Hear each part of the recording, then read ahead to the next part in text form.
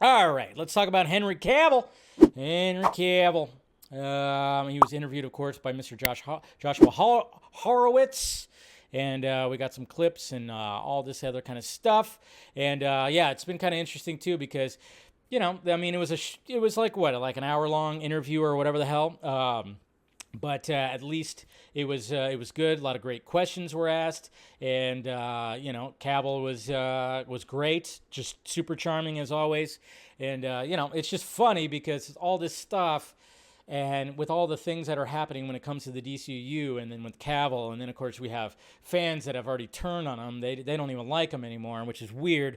It's like that's the guy, that's Man of Steel. You don't want him anymore. They keep saying stuff like he was against the Snyder Cut and all this stuff like that. And then of course during the interview we get a nice little message from a certain director, which was great. But one of the first things that he talked about was and then of course, yeah, and this is hilarious too because it'll get spun into like, oh my god, seriously, there's like a buzzword because obviously we have the headlines that are going around, so people are going to be freaking out about it. Like for instance, THR, they posted a headline that said Henry Cavill looking forward to story with an enormously joyful Superman. What? He can't be joyful? No. Where's that Michael Scott clip? No! That's what these guys are saying. Oh my God, enormously joyful Superman. It's funny because I thought about that. I'm like, all right, so enormously joyful. Of course, people are going to run with that because they just think it's going to be, oh yeah, it's Whedon's Superman, which like, I hate that. I just hate that when people say it's Whedon. No. Okay, no. Not even Cavill doesn't want that at all. What are you talking about? When it comes to him enormously joyful, remember, guys, remember, listen to the man, the director, Zack Snyder. He was basically going like, hey, we got Superman. He arrives on Earth. He makes it be known. When he arrives on Earth, grows up, he makes it be known that now he has these abilities. So how is the Earth going to respond to Superman? And we got that. A little bit in Man of Steel, and then we definitely got that with BVS, and then he died. He sacrificed himself, even though like half the world hated him, sacrificed himself, died, came back, and then guess what? It was always meant to be, it's like, hey, we got to send him through the ringer first, and then he's going to be that Superman that everybody knows. That Superman, that Boy Scout type Superman. A joyful type of Superman. I mean, let's face it. There are people that totally did a 180 on Man of Steel and BVS after Zack Snyder's Justice League came out. I remember when we had that stream that night when we were all talking about it, and Mr. Mario Robles came on. He was a little critical when it came to Man of Steel and BVS. But then after he watched Zack Snyder's Justice League and how Superman, in fact, returned and was resurrected and how he beat the shit out of Steppenwolf, guess what? He was like, oh, that's what Snyder was trying to do. Oh, we gotta send him through the ringer first, and then he becomes that. Oh, so no big deal. Let's see. And then, of course, he talked about the fact that when it came to the idea of the when it came to the idea of the suit and the cameo for Black Adam, which was talked about back in July, apparently, and then even though they probably talked about it when they took that picture big time, he also said this. He said, I chose that one, talking about the Man of Steel suit, he said, I chose the one in particular because of the nostalgia attached to the suit. He said, it was incredibly important to me to be standing there and enjoying the moment. That is one of the top moments of my career. It feels great to have the opportunity to wear it again. So there you go. Talking about the Man of Steel suit. I think I've mentioned before, well, I don't know if I mentioned here, I probably mentioned on my Patreon, that the fact that from what I heard, guys, is the fact that he did not like the line that they had written in the script in Black Adam for him, so he actually had help. He had input. He had input on the suit, and apparently he also had input on the line that he says in the cameo, which is a throwback and a mention to what happened in BVS and Man of Steel. Talking about the world being nervous and stuff like that. It's been a while since somebody's been nervous like this. Throwback to that. Apparently he had some input when it came to that, so that's good. the fact that he has some input on all this stuff, it's just pretty great. Let's see here. There's like a video that someone took that I follow on Twitter who actually was in the crowd, and he posted a video. Let's see if I could find that. Where's that? There's a video right there from Mr. Seth Travis. He was over there, so I was actually going to play this video for you guys. It's pretty cool. The character, how you guys expressed it is exactly how I think. It's the character means so much to me, and it's been 5 years now, and I've quite rightly, otherwise I probably shouldn't deserve to wear the cape. But oh, you deserve it, Henry. And it's amazing to be here now, talking about it again. There is such a bright future ahead for the character, and I'm so excited to tell a story with an enormously joyful Superman. Yes. There it is.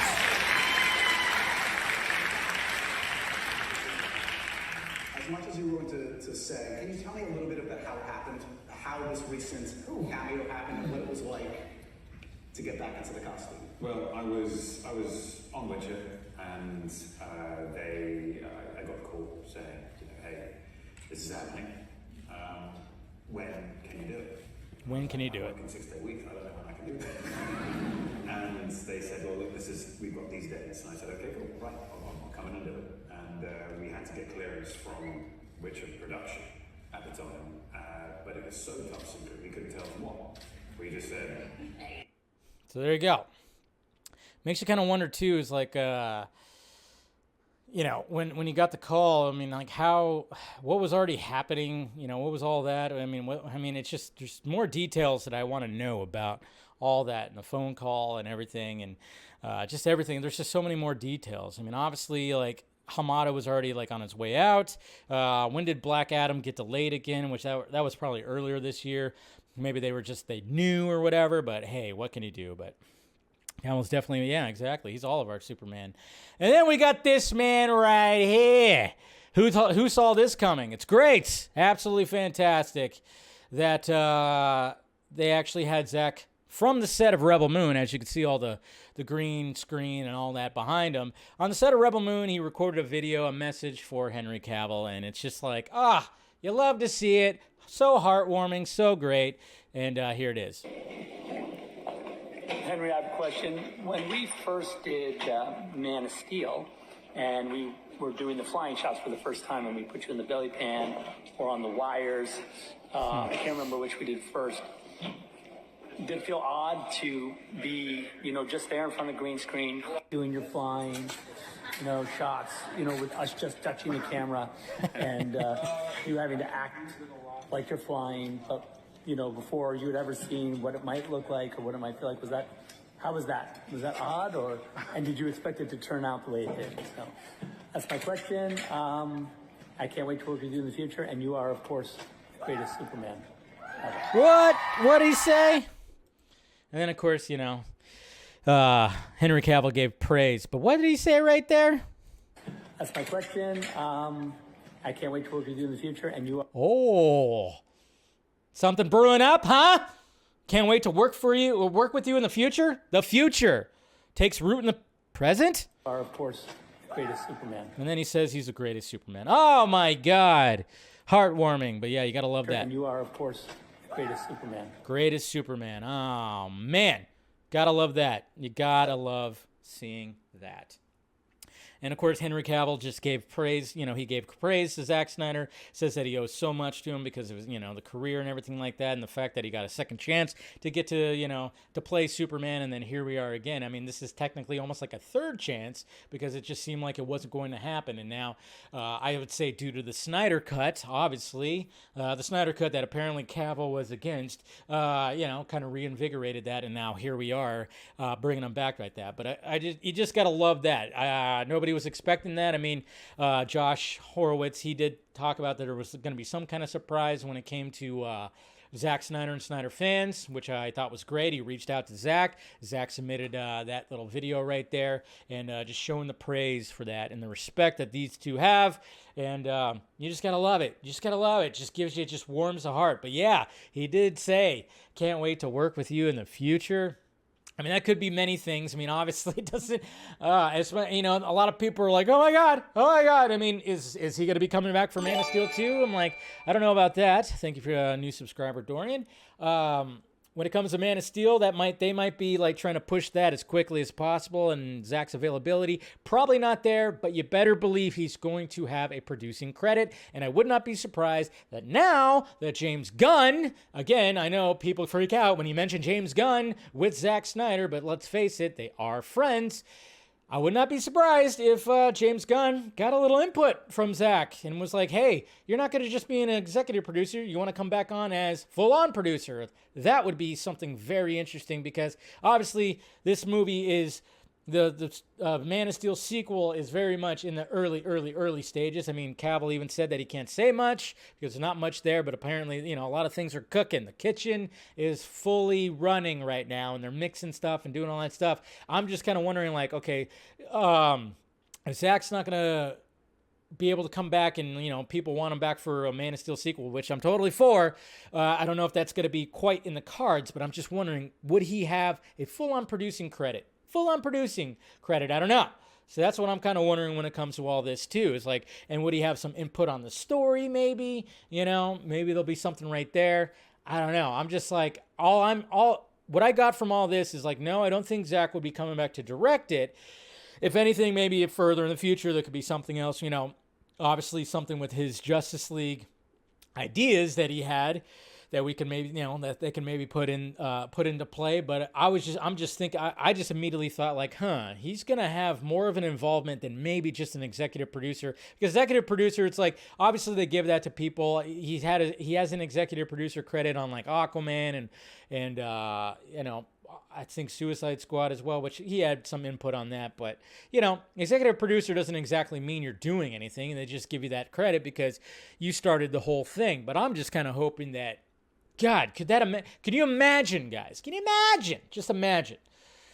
Just imagine, like, you know, they get somebody like a Christopher McQuarrie or somebody, a Brad Bird, I don't know, somebody to direct this movie. And then, of course, you know, you have this script that's written by somebody else too. Maybe they bring back Goyer, who knows? But maybe you have a story and you have Zack Snyder's name, you have James Gunn's name, you have all these names involved. It could just be like, you know, could be just something that people get really excited about. I mean, of course, not everybody's going to get excited about because there's people that don't like seeing the name Zack Snyder. There's people that don't like seeing the name James Gunn. But let's face it, you see those two names, you know that there's, you know, some crazy shit that's going to be happening. But I just imagine like something when it comes to that. You just have both those names attached and not just, you know, but they had like input on this whole thing. And then you have a director that's also known that's part of it too. I don't know. There's so many possibilities. Mr. Ryan Platts, what's going on, sir? It's going to be a James Gunn Superman movie again. Now, I don't think it's going to be. James Gunn is he's doing the more darker adult stuff. That's what James Gunn's doing. He's not going to be directing Superman. I don't see that happening. Could be wrong, but I don't see that happening. I don't really want it to happen. I don't want it to be a James Gunn Superman movie. I mean, obviously he's going to have input, which I'm fine with. Have the input, sure. I don't think it's going to be a James Gunn Superman movie. I think they're going to get somebody else. He's going to he's going to put some ideas in there and whatnot. That's going to be fine, but I just don't see that happening. He's busy trying to create like all this other stuff. I don't know. And even Henry Cavill said he's very excited about it too. So how dare he say that, right? He's such a traitor.